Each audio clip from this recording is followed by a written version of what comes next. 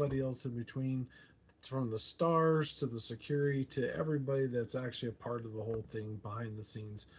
I had a wonderful time at the concert that I had last night with the Lords of Acid. It was a great show. Very interesting performances on there. Really cool stuff going on. So if you haven't checked it out, you need to check it out because it's really good. It was rather interesting shows and entertaining. Definitely different than what I'm usually listening to because it is kind of Lords of Acid, of course. It's not really metal per se, but it's got its own flair, so to speak. It was really cool and funny too. Just, oh, same time. Sorry about that.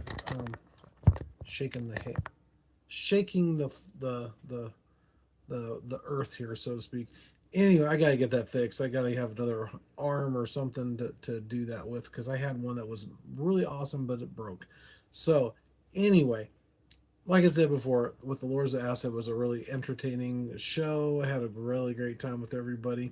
I even also got to have myself live on their official webpage. So I'm happy about that. So if you do check it out, check out the video from their webpage. I linked it on my community page. So you should be able to see the link going right to their page and their video with the live feed to the VIP tour, which is really cool. And I mentioned about my channel, and I was trying to mention it to somebody else, but they got a little busy and you know, you know, basically doing something else at the time and end up leaving at the time because they had to be on stage after a while. So I can understand that. So I'm hoping that maybe, just maybe, that they'll see my message and yeah, reach out to me later on about getting on the channel with a live talk with me. I think that would be great. I had a wonderful time talking to each one of the people in the band. It was really awesome. Wonderful experience, great people. And I also had a lot of fun with the bass player. He was really cool, and he was talking about. I think I remember the name of the band. I'm not 100% certain. I was trying to look it up and see if I could find it. I'm not sure if I got it quite right, but anyway, lo and behold, we're going to be talking about kind of more of a thrash type style sound instead of the Lords of Acid tonight. Um, we're going to be talking about Blackened Death Anthems, and it's called Millionth Centurion. Hath is the name of the group. Um, it's a post-apocalyptic blackened anthem. Descriptions of the track captures the crushing weight of history of war through jagged atmospheres riffing. It's about a soldier who has survived so many conflicts. He has become more machine than man, and is mirrored by the song mechanical yet organic transition from sludge to high speed technicality. Sorry, I'm a little off tonight, so I apologize for that. The next song is Axiom, the Axiom, Aixiom, and Terminalist. Its identity is a spearhead to thrash, hyper thrash.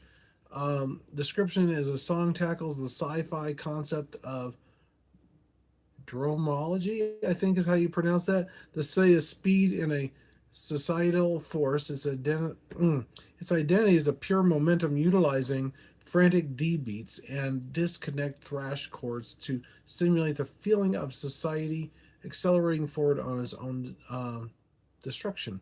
Hold on, let me get that. I hate when I have to do this every time.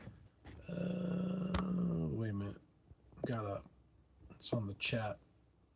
I'll make sure everybody can talk and I can see them. Just in case you guys do mention anything. Let's see. Next one is Diamonds. Is now this one I'm not sure if I'm going to say this right. Ophidian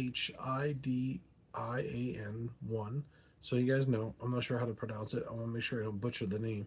High clarity melodic death, technical death metal.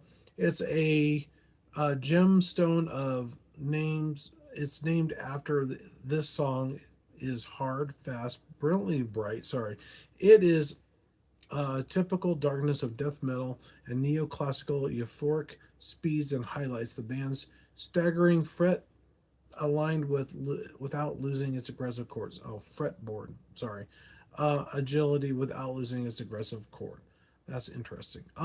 Sorry, this is like one of those. Oh, you know what? I think it's more technical death metal than it is thrash, but it's kind of a combination of the two, so you guys know. Because I kind of screwed that part up, so I apologize. The realization of Vorbid. The intensely mind-bending progressive thrash description is that the track explores the psychology and sensation of feeling detached from reality.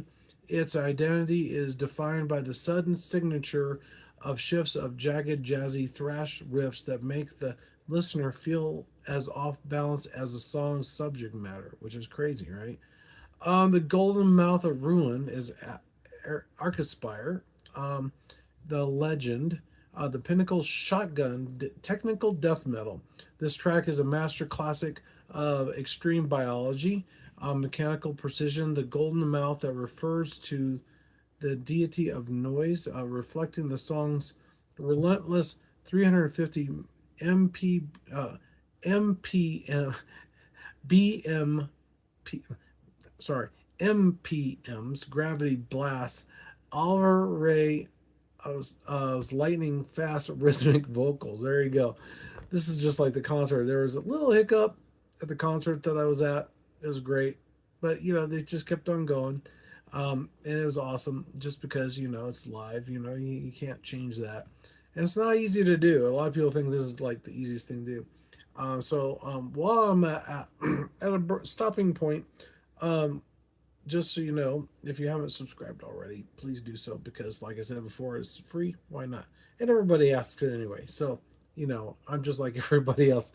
Like and subscribe to the channel. Um, Now, this one, I have no idea if I know how to say Cicero. I think it's no, Chiaroscuro,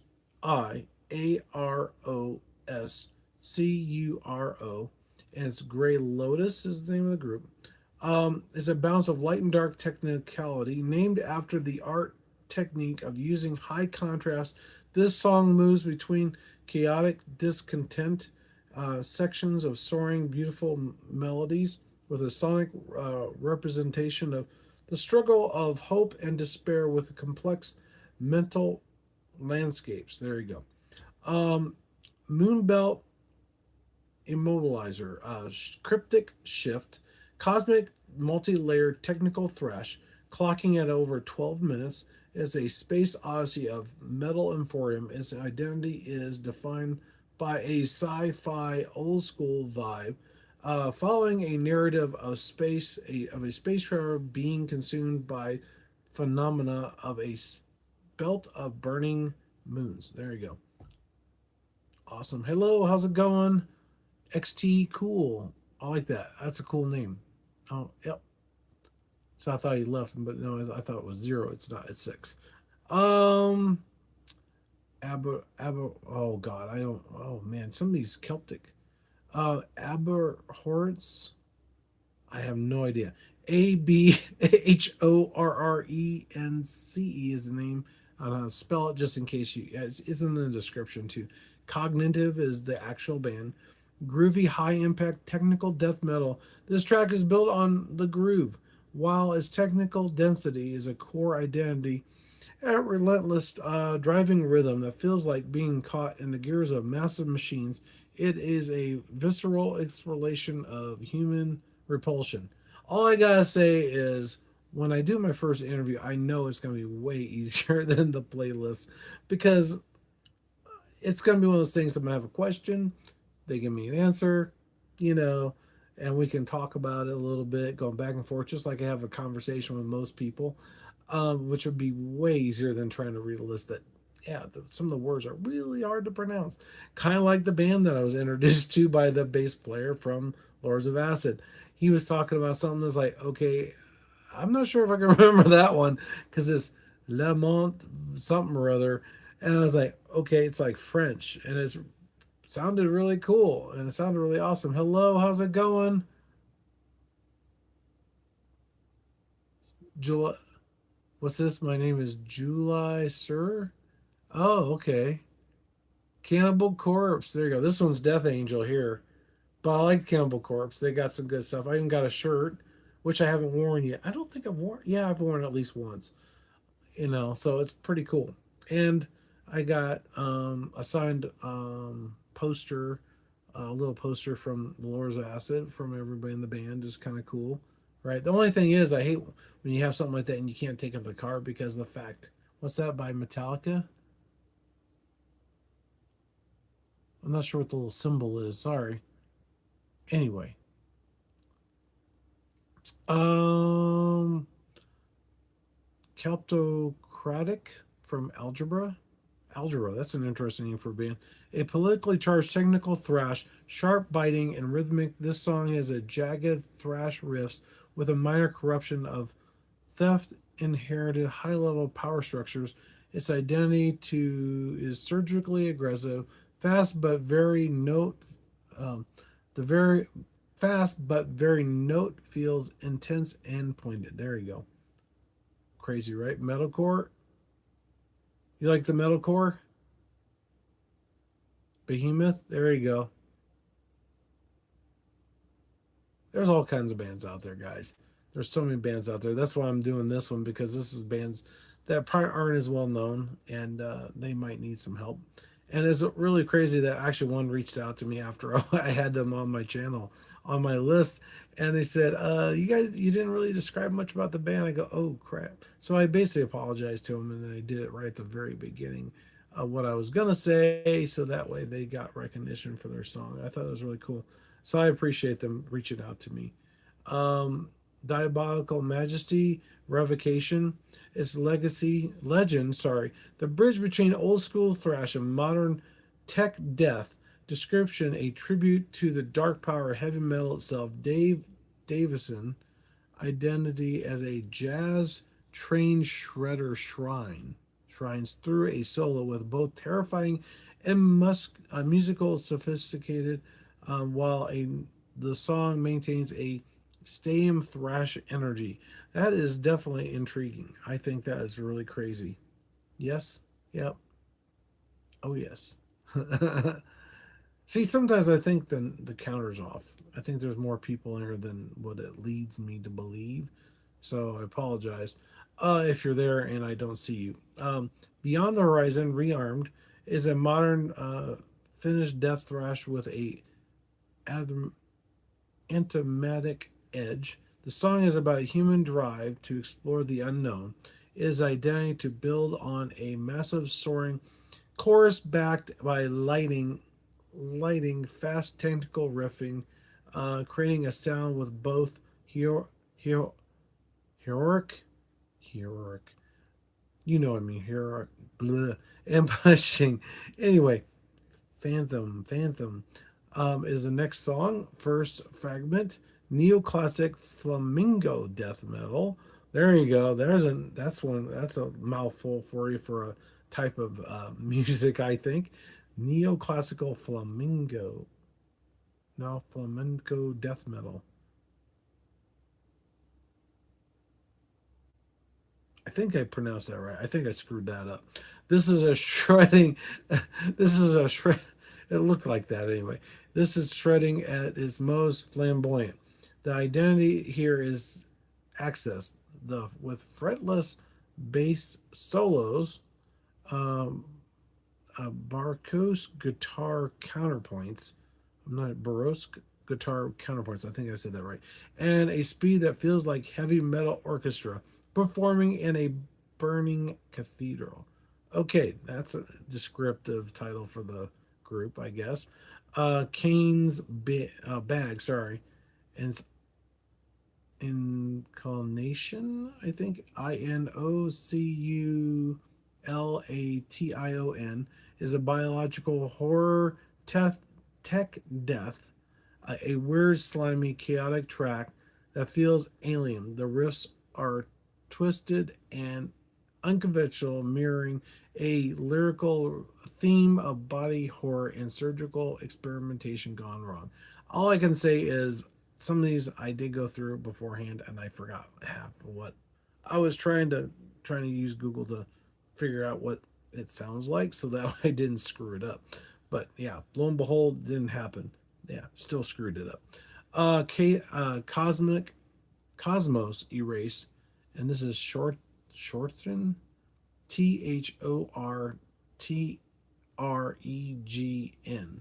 Blackened technical death metal. This song feels like a cold vacuum. Its identity is a mix of Swedish style, melody, and unrelenting technical precision. Centers on the theme of the universe slowing, twinkling out into a total darkness. There you go. Vile Nautic Rites of Nile. It's a legend, ancient Egyptian atmospheric brutality. Nile's identified as astrolo- archaeological metal. Okay, make sure I said that right. Yeah, archaeological. This track is unconventional scales and some massive tectonic rhythm that to invoke the feeling of ancient blood-soaked rituals being performed in a shadow of pyramids. There you go. Deliverance and of the for the damned is Austrium, is Alustrium. Progressive, story-driven, technical metal. There you go. That sounds kind of interesting. A deep, melodic, yet extremely fast track that tells the tale of spiritual escape. Its identity is a narrative shred where every guitar lead feels like it's furthering the emotional weight of the story. There you go.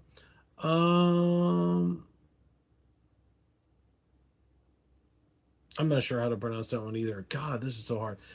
Edifice of Tyranny. Um, Ouroboros. Australian technical thrash at its most aggressive. I'm going to spell that too to make sure I got it right. It's Ourobros. So you know it is in the description. So if you guys need to look that up, you can look it up. I'm going to try to get a playlist going later on. Hopefully I get that done. This is a speed for speed's sake. The song's identity is built on a higher register thrash riffing and vocal performance that sounds like a man possessed, focused on the crumbling of uh, Arthurian structures. There you go. There you go. Dying Art is Sorpetin, Soreption. Surgical Groove Tech. There you go. It's robotic too. Um, the identity is found to being a clockwork of death metal. This track is a mechanical and rhythmic feeling more like a perfectly timed manufacturing plant than a band. Oh, that's interesting. Focusing on decay of human Wait a minute, focusing on decay of human creativity. Okay, that's interesting. A plant. Hmm, that's an interesting way to describe a band. The Unreal Ripper, South American technical thrash worship. I'm not sure what a thrash worship is, but who knows? Well, I guess we're gonna have to find. I guess I'm gonna have to listen to find out, and you guys should too. So check out Ripper. I guess the song carries the torch of the late '80s a tech thrash scene. Its identity as possessed precision. Possessed. Yeah, make sure I said that right. Sounding like a lost demo for the most aggressive era of the genre, but with modern terrifying speeds. There you go. Okay, here's our last one for tonight. Recharging the Void is Vector. It's a legend. I'm not sure what that means, but anyway. The ultimate technical thrash odyssey is a 13-minute masterpiece without a cosmic about a cosmic traveler trying to restart the cycle of the universe. There you go. Its identity is the supernova. It begins with a blistering thrash, moves through soul-searching, clean passages with female vocals. I guess it's got a female vocalist, and ends with a literal explosion of technical riffs that represent the birth of a new galaxy. There you go. And I do try to cover that. I really try to do my best to cover the ladies in metal or in music itself because I don't think they get as much recognition as the guys. So if I can help them out and small bands, I try to do that whenever I can. Um, and other groups too. I mean, we had some really, like I said, really cool stuff going on there. I forgot her name, and some of the other groups that were there, I don't remember. Kiki and something or other, I think is what it was. Tony and the Kikis, I think, or something like that. Yeah, something. And we're the Kikis, I guess. I don't know. That's what it was. It's rather interesting. Got an interesting flamboyant style there, and it was really cool and very entertaining. It was very interesting. Let's put it that way. Um, Definitely entertainable because it's kind of cool. Whereas, and plus they actually had. I'm not sure if he considers himself. I'm assuming it's a woman. Uh, Performing between sets with the Lords of Acid, which was kind of interesting. I like that. It was I think to give somebody a little bit more time to recuperate because of the altitude. Because yeah, I was singing in this high altitude can really wear you out, and you got to drink a lot of water, and that's what she was doing in the back. So I pay kudos to Carla, singing at this high altitude, just like other people. They always make a comment on the altitude in Colorado being so high. It's like I don't see how they people can stand it. It's like well, we're used to it. We've been around it so much more than most people that yeah, it's a little harder for them. What's even uh, Corey Taylor? He even mentioned that on stage. He goes, "Man, there's this altitude is no joke." It's like he said, it is one of those things that really makes it hard for me to do my stuff, you know. And I always tell people if you're going to be in Colorado singing, you make sure you have lots of water. You make sure you have something kind of a slower song, or maybe something to break it up in between sets.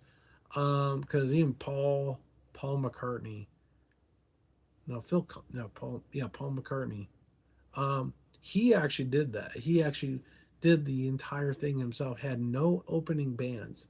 He had more songs than any other band I've seen live. He had a phenomenal live performance. He had pyrotechnics that rivaled even Pantera, I think. I mean, it was pretty intense. He had a stage that lifted up off the ground with a cinematic thing in the front, just for the one song. That's all it was. It was a lift for one song. I thought, okay, they spent all this money to lift this him up off the stage. He had his piano up there, his guitar.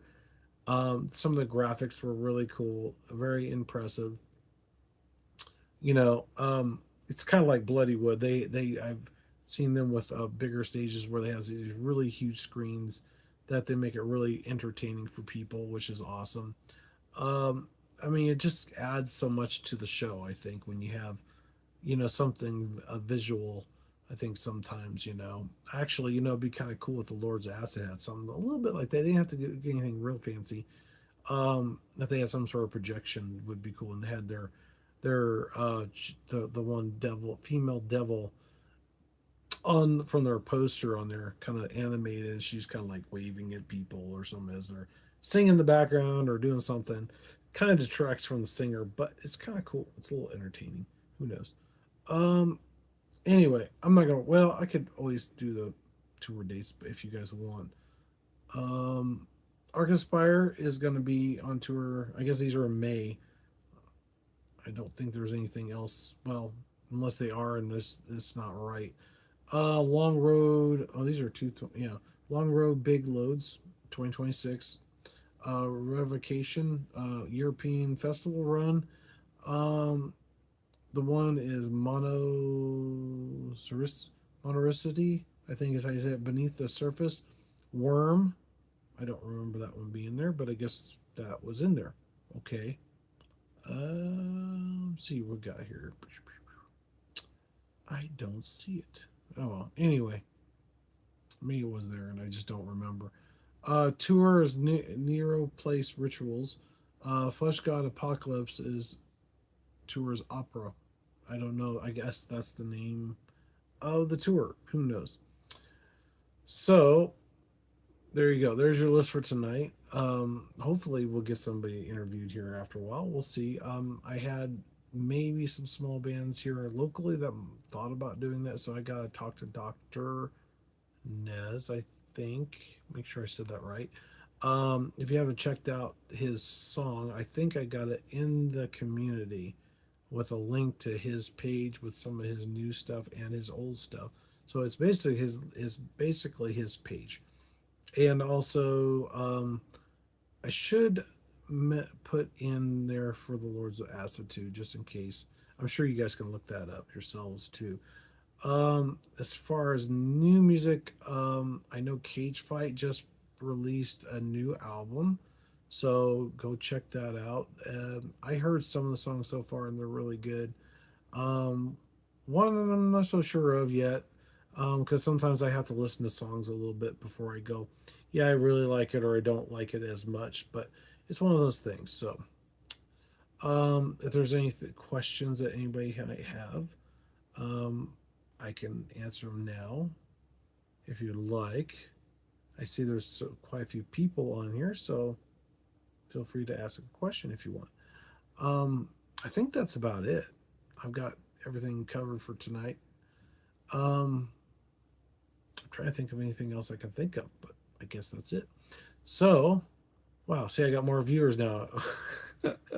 It's like it's usually like right when I get ready to leave the live, everybody shows up at the last minute. There's like this big surge of people. It's almost like they're reading my mind when it comes to I'm getting ready to leave. There you go. Now I dropped down to 11, so maybe that this is everybody's saying, "Oh, it's over," so I'm gonna go leave. So you guys, thanks for watching. Thanks for subscribing. Thanks for following.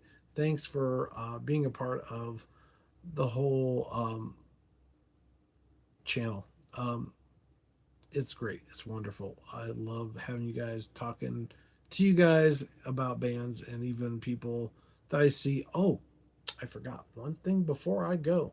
And I should have said this in the beginning. I might have to do it. Tom. I forgot his last name. I have to look it up again. Maybe next week, Friday, I'll have to remember that. I got to meet somebody very special at the concert that I was at because I was going to do the meet and greet. They had a delay in the meet and greet because something happened. Have a feeling it had something to do with Carla, probably. I'm assuming, but I don't know. That's why there were maybe she wasn't up to doing the meet and greet right away, so she wanted to take a break. But anyway, which with altitude I can understand. Um, Definitely accept understandable. Basically, the guy actually told me that he had the Guinness Book of World Records for the most concerts seen in that full year. So I think he started like in July of last year to 2026 till now, I believe. Or is it the year before that? I don't remember. I looked it up, but I don't remember. But you can find him on. You can ask Gemini or probably just Google search it for Tom, the guy who has seen the most concerts, and he beat this one guy by a lot. I mean, we're talking a lot. He had like 139, I think. And I said the 139 seems kind of small, but yeah, that's for somebody that does media. He was actually going to concerts because he enjoys watching them, but he would go to shows that were close by where he's at, where because he's like 90 minutes away from quite a few different venues, I guess. So it takes him a little while to get there, but not too much. And then he also travels for the weekend, so he flies out, right? He goes sees this show before that, and then he flies back that same right after the concert or in the next morning. That's insane. That is crazy, and he still has a job. And it's like, oh my god, dude. And and I saw on Gemini how he basically said, I think he spent almost over $10,000 to do this. That's insane, right? I mean, think about that. It's like, I mean, most of the concerts are around 30, $40 a piece, but he's had like 386, I think is what it said. And he also has a picture with Avatar, with the actual uh, official uh, Guinness Book of World record. Basically saying that this is an official record. So he said he can get copies of that and he was going to give them a copy because he saw them like 4 times in that whole thing. So it doesn't matter if he repeats the same bands. It doesn't matter how many what type of music, as long as he's gone to concerts. I said, interesting. I didn't know there was a Guinness Book of World Records for that. I've seen a lot of concerts, but I don't think I've seen that many concerts. I will say that much. I still take a break in between.